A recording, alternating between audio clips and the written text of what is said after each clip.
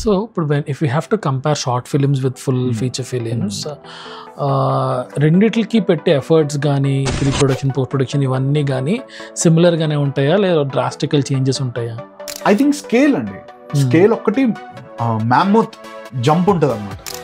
అంటే ఇప్పుడు short films ఏంటి, మీరు కాల్ చేస్తారు తనకి, కాల్ చేసి నీ దగ్గర ఏమేమి ఉన్నాయి వార్డ్రోబ్ చూపి అంటే తను ఒక 4-5 పిక్ తీసి పెడుతుంది, అందులో ఇది బాగుంది ఇది వేసుకోరా అని చెప్తాం, అంతే. సేఫ్టీ కోసం ఇంకో 2 తెచ్చుకొని చెప్తాం.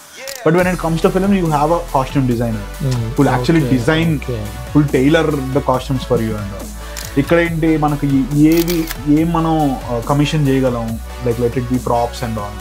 ఇక్కడ ఏంటంటే it's not a big thing again, but at the same time మనకి ఏంటంటే షార్ట్ ఫిల్మ్లో ఇప్పుడు ఇలా స్టార్ట్ చేద్దాం అని అనుకున్నాం షూట్, అలా చేయలేకపోయాం.